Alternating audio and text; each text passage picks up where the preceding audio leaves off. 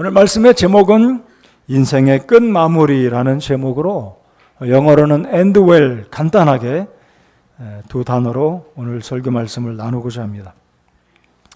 여러분 혹시 11월 달 달력 이제 며칠만 지나면 또 찍고 12월 달을 맞이하게 될 텐데 느낌이 어떠십니까? 벌써 우리 달력 한 장만 남겨둔 연말을 맞이하고 있습니다. 낙엽이 뒹구는 이 가을철 연말이 되면 인생을 특별히 생각하는 계절이라고 생각됩니다. 여러분 알고 계시는 노래 My Way라는 노래 좋아하시는지 모르겠습니다. 이 노래는 프랭크 시나트라라는 사람이 부른 노래인데 앞부분은 이렇게 시작합니다. 이제 거의 다 왔군. 그래 마지막 커튼이 내 앞에 있네. 영어의 문구를 제가 한번 읽어드리면 And now the end is near and so face the final curtain.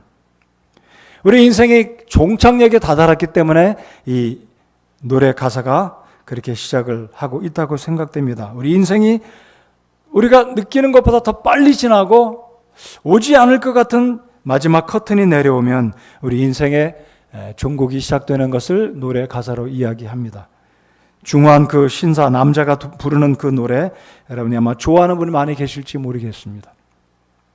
자, 인생의 시작도 과정도 중요하지만 더 중요한 것은 우리 일생을 잘 끝마쳐야 된다. 끝이 좋아야 모든 것이 좋지 않습니까? 대통령이 임기 1년을 남겨둔 상황에서 국회에 탄핵을 받게 될 분위기이고 한국 역사상 초유로 검찰이 청와대를 방문해서 대통령의 죄들을 조사하는 수모를 겪게 되었습니다. 요즘 우리 한국 국민들이 모두가 느끼는 것은 정부를 향한 자괴감과 배신감을 느끼고 격분에 쌓여 있지만 이럴 때일수록 우리가 진정하고 맡겨진 일터에서 열심히 일하고 특별히 우리 그리스도인들은 대통령과 지도자들과 이 나라를 위해서 믿음으로 기도해야 할 때라고 믿습니다. 여러분 기도하고 계시죠? 더욱더 기도해야 되겠습니다. 우리나라 문제 하나님께서 해결해 주시도록 그리고 이러한 상황을 보면서 남의 탓할 것보다도 나는 어떤가? 나는 이 나라 국민으로 가장으로 어떤 사회의 기업가의 어떤 책임자로 사장으로 선생님으로 나는 어떠한가 우리 자신들을 돌아보고 우리의 인생도 남의 탓하기에 앞서서 내 인생을 잘 마무리 짓는 것이 특별히 이 연말을 맞아서 우리 자신들을 돌아봐야 되겠다 생각이 돼서 오늘 말씀은 디모데후서 4장에 있는 말씀을 본문으로 잡고 세 가지를 생각해 보고 싶습니다. 오늘 본문을 통해서 하나님은 이렇게 말씀합니다. 모든 사람들은 결국은 느끼지 못했지만 결국은 인생의 마지막 때가 올 것이다. 자, 우리 읽었지만 한번 다시 말씀을 보시겠습니다. 6절에 보시면 나의 떠날 때가 가까이 이르렀도다. 이 바울 사도는 감옥에서 이 글을 쓰면서 내 인생이 이제 며칠 안 남았구나. 아마 로마의 병사들이 통보했는지 모르겠습니다. 당신은 몇 날 몇 시로 처형될 것이다 이야기해 줬는지 모르지만 바울은 시시각각 다가오는 자신의 인생의 마지막 때를 알고 있었습니다. 자, 우리 1절을 보시겠습니다. 자, 1절에는 또 다른 인생의 종국, 개인의 인생의 종국뿐만 아니라 온 인류 역사에 온 세상에 마지막 종국이 올 것을 1절에서 이야기합니다. 1절 다 같이 읽겠습니다. 시작. 그러므로 내가 하나님 앞과 주 예수 그리스도 앞에서 곧 친히 나타나실 때에 자신의 왕국에서 산자와 죽은 자를 심판하실 분 앞에서 내게 명하노니. 자, 또 다른 때 어떤 때를 이야기합니까? 예수님이 오시게 되면 이 세상의 역사는 정례가 되고 끝날 것이다. 이때는 세상의 통치자들이 각 나라의 임금과 대통령이 다스리는 것이 아니라 우리 주님께서 온 세상의 역사를 종식하고 주님이 다스릴 것이다. 그러니까 1절에서는 온 인류의 마지막 때를 이야기하고 있고 방금 읽었던 6절에서는 우리 개개인들의 삶의 마지막 때가 올 것이라는 겁니다. 여러분 이 말씀 믿으십니까? 믿으시죠? 개인적으로도 우리 인생의 끝이 올 것이고 세상의 역사가 끝이 난다는 겁니다. 그렇다면 이 인생의 끝과 세상의 종말은 분명히 필경 일어날 것인데 나는 어떻게 그 순간을 맞이할 준비가 되어 있느냐. 분명히 끝이 옵니다. 상당수의 사람들은 그래도 사람이 죽어봐야 미래의 일을 알지 가보지 않고 눈으로 확인하지 않은 것을 어떻게 장담할 수 있겠느냐라고 말하는 수많은 사람들이 있다는 거죠. 네, 하나님은 이렇게 말씀하십니다. 한 번 죽는 것은 사람들에게 정해진 것이요 그 뒤에는 심판이 있나니 그랬습니다. 반드시 심판은 있다. 여러분 이 말씀 믿으시죠? 그러므로 구원받은 우리는 이 마지막 때가 오면 어떻게 내가 주님을 뵐 것인지, 내 인생 뒤돌아보고 나 후회 없이 살았다, 나 잘 살았다, 나 정말 성실하게 열심히 노력하면서 내 가족들과 사회와 내 친구와 이웃들을 위해서 열심히 내가 성실하게 살았다라고 말할 수 있을지 우리 오늘 말씀을 통해서 다시 한번 도전받기를 원합니다. 저는 그렇게 믿습니다. 인생을 잘 마무리 짓는 첫 번째 단계가 뭐냐? 예수님 믿고 구원받는 것이 첫째다.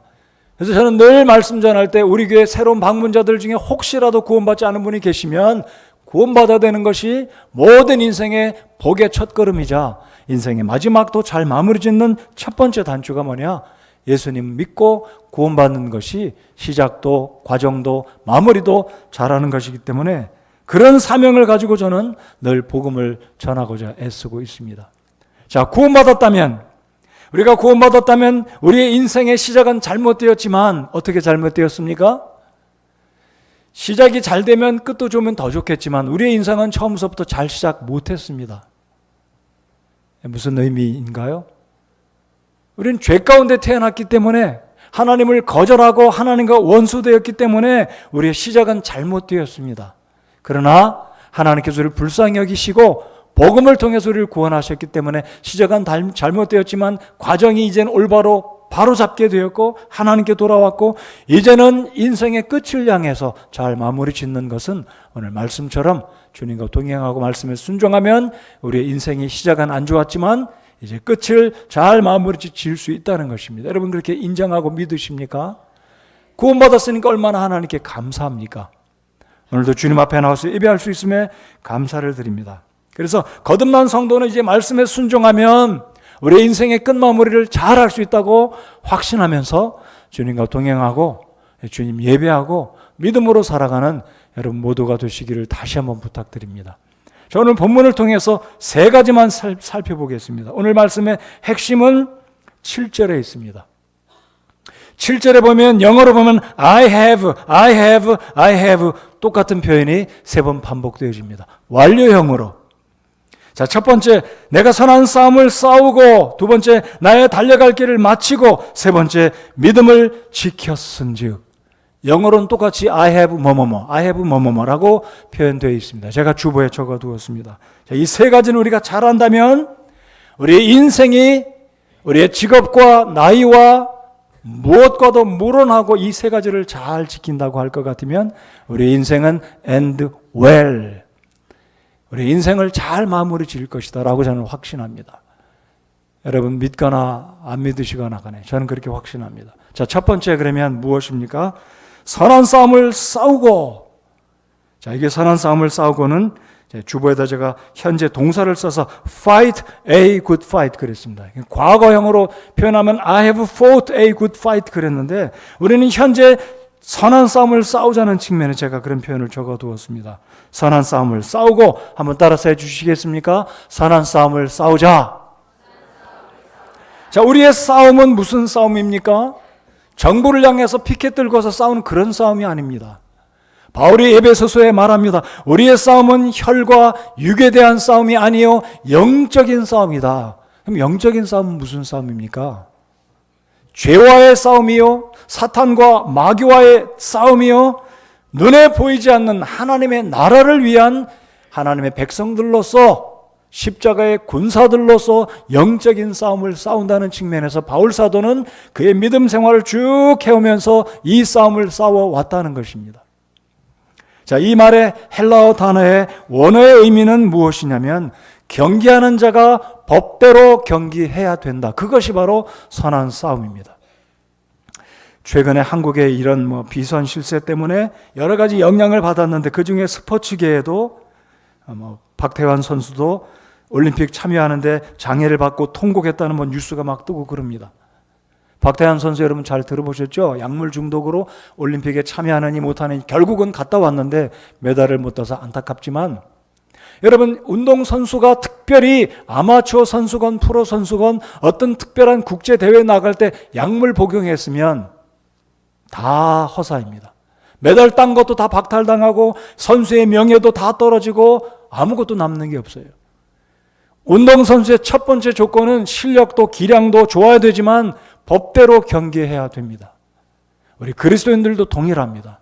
저는 최근에 빚어진 한국의 이런 모습들을 보면서 대통령을 비롯해서 모든 국가 공직자들이 법대로만 나라를 다스리고 이끌어 갔다면 이런 문제 애초에 발생되지 않았을 것이다. 상식적인 문제 아니겠습니까? 우리 그리스도인들의 삶도 똑같습니다. 바울 사도가 우리 인생을 잘 마무리 지으려면 법대로 경계하라는 거예요.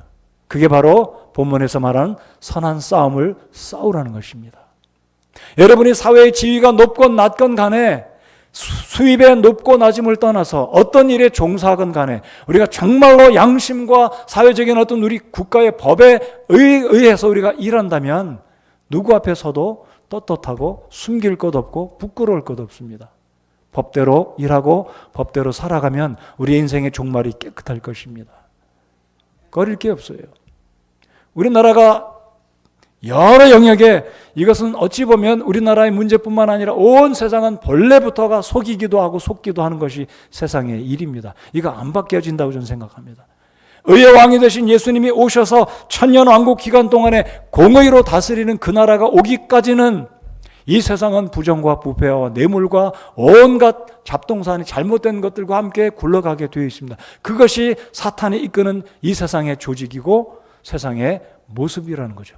그렇지만 우리가 이 세상에 살면서 그리스도인들이 올바로 빛과 소금의 꼴을 감당하면 그래도 우리 그리스도인들이 가는 그곳, 그 직장, 그 일터, 그 학교, 그 환경, 그 가정이 올바르게 되어서 하나님이 영광 받으시고, 그래도 그리스도인들이 낫구나, 그래도 그리스도인들이 올바르구나, 나도 예수 믿고 나도 성경대로 살아야 되겠다고 사람들에게 영향을 끼칠 수가 있는 것입니다. 그렇게 하루를 살고 일주일을 살고 1년을 살고 우리 일생을 다 살다 보면 하나님 앞에 설 때 하나님 나 이렇게 살았습니다라고 하나님 앞에 설 때 부끄러울 것이 없다는 거죠. 여러분 그렇게 살기 원하십니까? 법대로 살아야 됩니다. 그것이 성경에서 말하는 선한 싸움을 싸운다는 거예요. 여러분 우리 주변에 어떤 사람은 속이고 속여가지고 승진하고 더 많이 연봉을 받고 그거 우리가 배 아플 수도 있겠지만 속상할 수 있지만 나는 정직히 열심히 사는데 왜 나는 이렇게 억울한 일을 당해야 되느냐라고 느껴질 때도 있을 겁니다. 그렇다 할지라도 우리는 그 편에 서야 됩니다. 절대로 타협하고 주고받고 부정한 방법으로 해서는 안 된다는 거죠. 언젠가는 하나님이 심판하시기 때문입니다. 여러분 최순실 씨가 온갖 영역에 다 손 뒤집듯이 국정을 그렇게 근데 오늘 냉정하게 국민과 법 앞에서 심판을 지금 받고 있습니다. 저는 이번 기회에 우리나라가 정말로 요소요소마다 우리 국민들의 의식이 바뀌어지고 공직자들의 의식이 바뀌어져서 정말로 이런 부분에 깨끗하게 법대로 나라를 이끌어가고 법을 지키는 우리 모든 국민의식과 공직자들이 되기를 정말로 소원합니다. 우리 데모하는 거 보셨잖아요? 우리 국민들의 의경들 생각해주고, 저희 둘째 아들 지금 의경에 있어서 우리 아들 지금 염려되거든요. 근데 방패 빼서 돌려주고 차에 올라가려고 그러면 국민들이 내려오라고 하고, 우리 국민들의 의식이 이런 일들을 통해서 좋아지는 거 볼 때 한편으로는 나라가 어지러워서 좀 안 좋긴 하지만 이런 과정을 통해서 우리 국민들의 의식이 높아지는 거 볼 때 참 얼마나 또 고맙게 생각되는지 모르겠습니다. 이런 기회를 통해서 우리나라가 정말로 법대로 이 나라를 이끌어가는 지도자들과 우리 국민들과 특별히 우리 그리스도인들이 되기를 바랍니다. 우리 성도 여러분, 우리가 선한 싸움 싸우면 사회가 바뀌어져 갈 것입니다. 우리의 역량이 비록 작지만 하나님께서 구원받은 사람을 통해서 분명히 역사를 일으켜 주시리라고 믿습니다. 어두움은 빛을 이기지 못합니다. 그래서 우리 인생 가운데 정말 우리 인생을 잘 마무리 지으려면 선한 싸움 싸우자. 다른 말로 하면 법대로 살자 이것입니다. 자, 둘째로 우리 인생을 행복하게 아름답게 끝마치려면 달려갈 길을 마치자라는 것입니다. 달려갈 길을 마치자. I have finished my course 그랬습니다. 자, 달려갈 길을 마친다 이 의미는 이렇게 생각해 보고 싶습니다. 우리 모든 그리스도인들 한 사람 한 사람들은 내가 가야 할 코스가 있다는 겁니다. 이 코스에서 벗어나지 말자는 거예요. 이 코스에서 벗어나면 내 인생의 종착은, 내 인생의 마지막은 아름답지 못하다는 겁니다. 자, 바울은 그의 인생에 하나님이 부르신 전도자로, 선교사로, 목사로 끝까지 다 그 길을 갔습니다. 자, 바울 사도는 복음을 전하면서 얼마나 많은 어려움이 있었습니까? 바울은 타협하지 않았습니다. 자, 제가 가야 할 길이 있고 이 시간 우리 집사님들과 우리 성도님들 직업과 직종과 사업과 여러 분야에서 종사하시는 여러분들, 어찌 보면 저의 직업은 하나님 말씀을 전하는 제가 가야 하는 인생의 코스가 있습니다. 여러분들은 일터와 직장과 학교와 여러 생업 전선에서 일하시는 나름대로의 여러분이 가셔야 할 그 코스가 있다는 거죠. 그러면서도 그 과정을 통해서 하나님 나라의 영광과 교회를 위해서 수고하셔야 되는데 그게 바로 여러분의 달려가야 할 길이라는 겁니다. 다른 말로 고상한 말로 표현한다면 그것을 두 글자로 사명이다라고 부르고 싶습니다. 한번 따라서 해보실까요? 사명. 여러분이 가야 할 그 길은 바로 여러분의 사명입니다. 여러분이 현재 갖고 있는 직업, 일터, 나이가 드셔서 퇴직하셨더라도 여러분이 계속해서 주님을 섬겨야 할 만한 어떤 방향, 계속해서 나아가야 할 그 길이 있는데 그것이 바로 여러분에게 하나님이 주신 사명이라는 겁니다. 그 사명 포기하지 마시고 중도에 힘들다고 그래가지고 내려놓지 마시고 끝까지 그 길을 달려가시면 하나님이 여러분을 부르실 때 하나님 내 사명 완수했습니다. 하나님께서 칭찬해 주실 것이고 우리의 인생 잘 마무리 짓는 복 있는 인생이 될 것이라고 저는 확신합니다. 자, 소명과 사명에 대해서 제가 다시 말씀드리면 소명이란 하나님의 사람이 복음을 위해서 일생을 들여서 전적으로 말씀 전하는 일만 하는 사람들을 소명받은 자다라고 이야기합니다. 사명이나 소명 사실 크게 차이는 없다고 믿습니다. 그러나 사명은 모든 성도들이 전적으로 하나님 말씀 전하는 일을 종사하지 않더라도 여러분의 재능과 일터와 직장과 생업을 통해서 일하시면서 또 교회에 와서 생활 가운데 복음을 전하면서 하나님의 일을 위해서 살아가는 그 일들이 사명이라는 것입니다. 여러분, 사명을 감당하는 성도는 행복하게 살아갈 것입니다.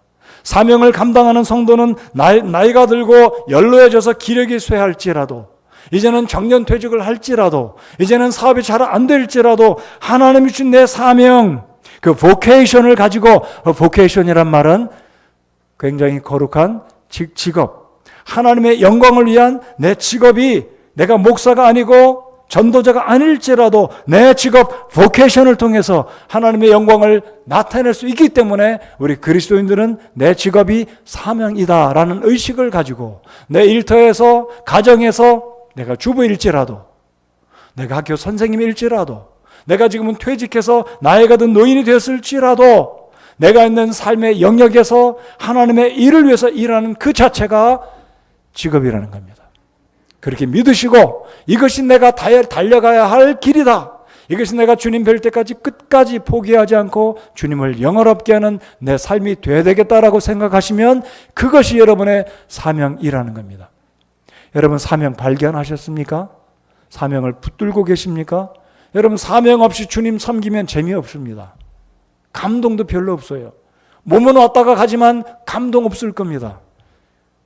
제가 단언코 말씀드립니다.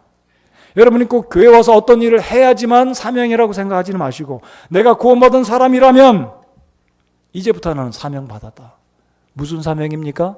하나님을 위해서 살고자 하는 그 마음, 결심을 갖고 주님 뵐 때까지 이 믿음의 길에 서서 떠나지 않는, 좌로나 우로나 치우치지 않고 말씀대로 살아가는 그 자체가 사명이라는 걸 확신하시고, 좀 더 구체적으로 말씀드린다면 이젠 좀 더 한 걸음 더 나아가서 구체적으로 주님을 섬길 수 있는 어떤 그 일을 붙들고 주님을 섬긴다면 여러분 행복한 그리스도인, 행복한 교인이 될 것입니다.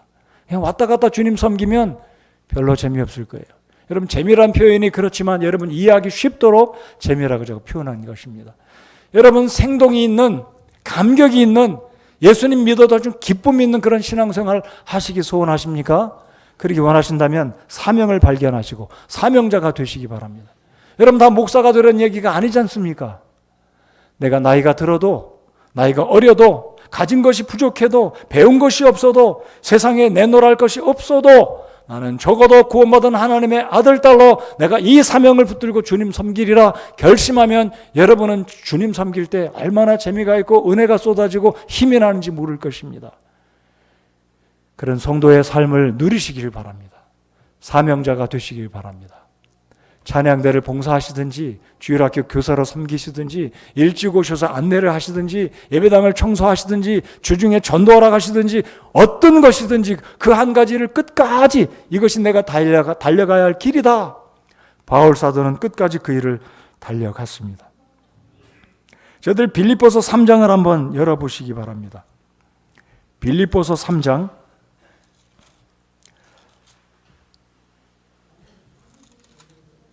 3장 12절부터 14절 저희들 함께 읽겠습니다. 신약성경 299페이지가 되겠습니다. 3장 12절 다 피셨으면 12절부터 14절까지 한 목소리로 읽겠습니다. 시작. 나는 내가 이미 도달한 것처럼 말하지 아니하며 이미 완전한 것처럼 말하지도 아니하고 다만 그리스도 예수님께서 나를 붙잡아 이루시고자 하신 그것을 붙잡으려고 뒤따라 가노라. 형제들아, 나는 내가 이미 붙잡은 줄로 여기지 아니하고 다만 이 한 가지 일을 행하나니 그 뒤에 있는 그것들은 잊어버리고 앞에 있는 그것들에 도달하려고 나아가 그리스도 예수님 안에서 하나님의 높은 부르심의 상을 받으려고 표대를 향해 밀고 나아가노라. 바울은 사명자였습니다. 그는 하나님께 이방인의 사도로 복음을 전하는 소명자로 일생을 살아갔습니다. 그렇기 때문에 오늘 본문에 말씀하신 것처럼 나의 달려갈 길을 다 마쳤다라고 고백했습니다. 여러분 성경에 이런 말씀이 있죠. 갑옷 입는 자가 갑옷 벗는 자처럼 자신 있게 말하지 못할지니 그랬습니다. 그게 무슨 뜻인지 이해되시죠? 갑옷을 벗는다는 말은 전장에 참여하고 전쟁을 마치고 돌아와서 이제 갑옷을 벗고 평상시 돌아간다는 거죠. 근데 갑옷을 입는 자는 이제 목숨을 걸고 전쟁터에 나가는데 이 사람이 죽을지 살지 모른다는 거예요. 그래서 하나님 말씀에는 갑옷 입는 자가 갑옷 벗는 자처럼 자신하지 말지니라고 그랬습니다. 여러분 우리의 인생 아직 끝마치지 않았습니다. 내가 달려가야 할 길 아직 끝까지 저까지 아직 안 갔습니다. 그 과정을 잘 마치려면 사명을 발견하고 오늘 이 빌립보서 3장에 말씀한 것처럼 내가 온전히 이룬 줄로 생각하지 않고 앞에 있는 표대를 향해서 끝까지 나아간다 그랬습니다. 뒤에 있는 일은 잊어버리고 그것에 도달하려고 나아간다 그랬습니다. 계속 ongoing forward, 앞을 향해서 계속 나아간다는 바울 사도의 표현이 우리의 표현이 되기 바라고 우리의 삶 가운데 그 무엇인가 사명을 붙들고 주님 섬기기 바랍니다. 여러분 하나님은 우리 사명을 네 사명은 시시하다, 내가 네 사명 기뻐하지 않는다라고 절대로 말씀하시지 않으십니다. 우리 하나님은 모든 성도들이 그 받은 사명, 기도하고 감동받고 결심하고 그 사명을 붙들고 나아갈 때 우리 하나님은 목사의 사명도 성도의 사명도 공히 똑같이 보시고 기뻐하시는 줄 믿으시기 바랍니다. 문제는 여러분이 사명을 발견하고 그 사명을 붙들고 주님 섬기고 있냐 이거죠. 정말 제가 정말로 소원합니다. 우리 성도님 여기 그냥 주일날 왔다 갔다 그저 그런 마음으로 예배하시는 그런 차원을 넘어서서 사명자로 주님 섬길 수 있는 여러분들 다 되시기 바랍니다.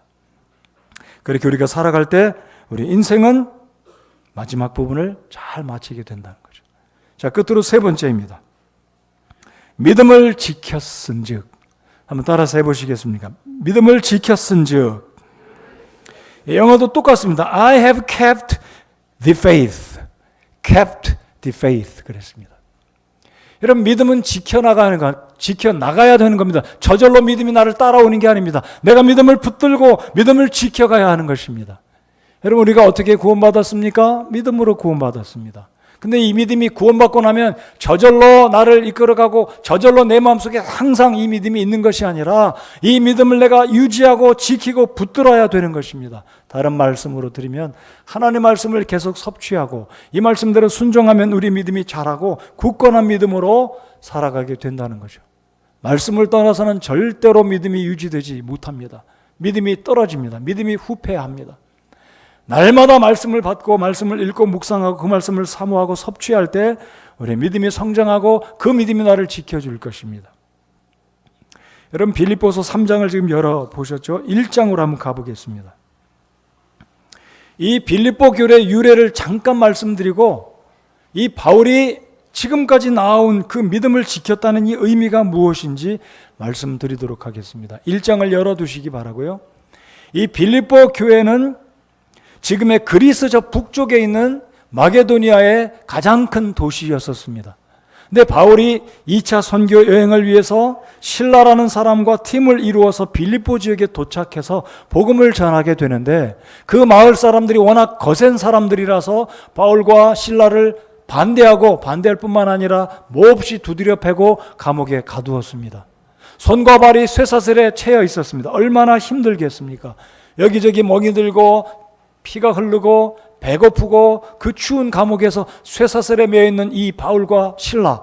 근데 이 두 사람은 낙심하지 않고 원망하지 않고 찬송을 부르기 시작했습니다. 감옥 안에 찬송가가 울려 퍼집니다.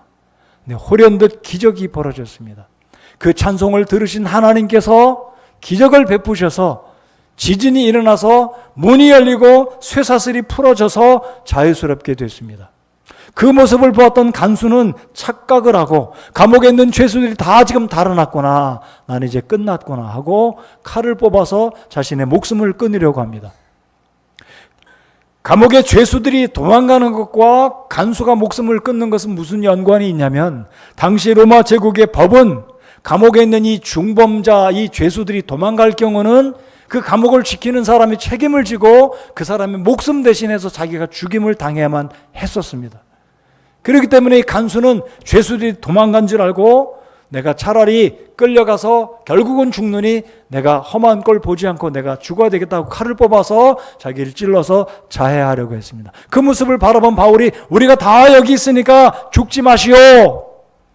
그 말을 들었더니 간수가 곰곰이 생각합니다. 내 간수장이로 이렇게 오래 일하면서 이런 기적은 일어나지 않았는데 필경 저 두 사람은 분명히 죄가 없는 사람이고 하나님의 종들이고 듣자 하니까 저분들이 빌립보 지역에 와서 말씀을 전한 것들이 진리인데 도대체 저분들이 누구냐? 하나님의 종들이구나 하고 선생들아 어떻게 해야 내가 죄 용서받고 구원받겠느냐라고 묻게 됩니다. 그 밤에 바울 사도가 그 간수에게 복음을 전해서 그 간수가 구원받습니다. 간수가 바울과 실라를 자기 집에 초청해서 상처를 다 씻어주고 정성으로 음식을 대접을 합니다. 그곳에서 빌립보 교회가 개척되었습니다. 세월이 흘렀습니다. 이제 바울은 또다시 붙들려서 로마에 있는 감옥에서 이 편지를 쓰는데 그 편지가 바로 빌립보서입니다. 자, 1장 5절 6절 저희들 같이 읽겠습니다. 자, 1장 5절 6절 같이 읽겠습니다. 시작. 첫날부터 지금까지 너희가 복음 안에서 교제하였기 때문이라. 너희 안에서 선한 일을 시작하신 분께서 예수 그리스도의 날까지 그 일을 이루실 것 바로 이것을 나는 확신하노라. 여러분 바울은 얼마나 빌립보 교회 가고 싶었는지 말로 다 할 수 없을 지경이었습니다. 바울이 수많은 교회를 개척했습니다. 근데 그 마음 가운데 가장 마음에 들고 정말로 보고 싶은 성도들이 바로 빌립보 교회 성도들이었습니다. 여러분 이 시간에 정말 보고 싶은 분 계시죠? 정말 보고 싶은 분. 이미 우리 곁을 떠나 천국에 가 계신 우리 가족이 있을 것이고 멀리 있어서 자주 보지 못하는 우리의 가족이 있을 겁니다. 바울의 마음이 그렇다는 걸 정말로 보고 싶었습니다. 그런데 바울은 지금 로마의 감옥에 있으면서 보지는 못하지만 편지를 쓰면서 이런 확신을 합니다. 너희 안에서 선한 일을 시작하신 분께서 예수 그리스도의 날까지 그 일을 이루실 것 바로 이것을 나는 어떻게 한다고요? 확신한다 그랬습니다. 이게 바로 뭐냐면 바울의 믿음이었습니다. 바울은 믿음으로 하나님의 일을 감당했습니다.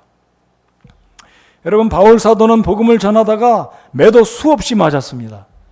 40에 하나 감한 매를 3번 맞았으니까 몇 대를 맞았습니까? 40에 하나 감한 매를 3번 맞았습니다. 거의 죽을 뻔했습니다. 까무러쳤습니다. 돌에 맞아 기절되었습니다. 굶기를 밥 먹듯이 했습니다. 배를 타고 여행하다 보면 배가 부서져서 풍랑을 만나 바다에서 3일 밤낮을 별을 보고 바닷속에서 표류했었습니다. 동족의 위험을 느꼈습니다. 강도의 위험을 느꼈습니다.